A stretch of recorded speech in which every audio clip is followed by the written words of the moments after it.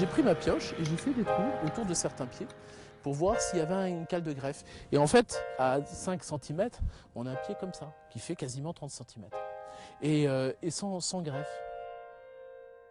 Le métier de vigneron réserve parfois quelques surprises. Quand Thibault Liger-Belair, producteur à Nuits-Saint-Georges, décide en 2009 d'acquérir quelques parcelles de moulins à vent dans le Beaujolais, il ne s'attendait pas à ce qu'il allait découvrir. Une découverte qui allait bouleverser sa vision de la viticulture. J'ai eu la chance de rencontrer un vigneron. Ce vigneron a 80 ans, vous allez voir pourquoi l'âge est très important. Et donc il avait un petit carnet. Et il avait justement ces parcelles sur ce petit carnet. Et puis en bas de la page, il avait 3 autres parcelles. Et il me dit, oh, ne va pas acheter ça dans un état déplorable, c'est juste bon à être arraché. Mais j'ai commencé à aller voir des pieds comme ça, notamment des vieux pieds. Et puis je me suis amusé à compter le nombre de plaies de taille. Vous voyez, on a, à chaque fois qu'on taille, ça crée, on laisse des plaies. J'ai commencé à compter et j'ai compté 120 plaies de taille. Je lui ai dit, c'est à quel âge ça? Et il m'a fait une réponse incroyable que je me souviendrai toute ma vie. Il m'a dit, j'en sais rien, cet homme-là de 80 ans, j'en sais rien, mais quand j'étais jeune, elles étaient vieilles.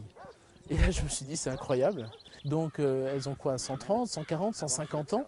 Et donc, je me suis dit, ça nous ramène avant le phylloxéra. Donc, je suis allé à la mairie de Chéna et j'ai retrouvé les dates de plantation, 1870, 72 et 80.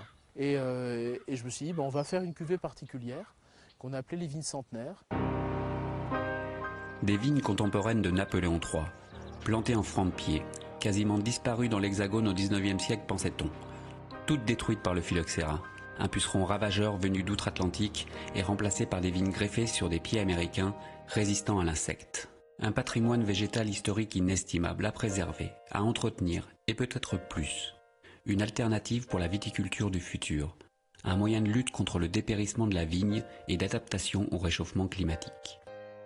Comme Thibault Liger-Belair, d'autres vignerons, partout en France, dans le Bordelais, en Champagne, dans le Val-de-Loire et en Europe, se mobilisent pour replanter en bouturage des vignes en franc de pied, pour retrouver le goût d'autrefois, avant le phylloxéra, avant le greffage sur pied américain, comme la quête d'un nouveau Graal viticole. L'ensemble des personnes qui ont cette volonté d'essayer de préserver ce patrimoine et d'essayer de revenir peut-être à une culture plus anciennes ont cette volonté d'essayer de retrouver le vrai goût du passé et peut-être de retrouver un vrai lien entre un sol et un vin, en mettant de côté un peu le côté œnologie moderne, d'essayer de faire des vins peut-être moins techniques et peut-être des vins plus ancrés dans leur terroir. Et aujourd'hui, c'est ce qu'on veut. On veut des vins francs, issus de francs de pied.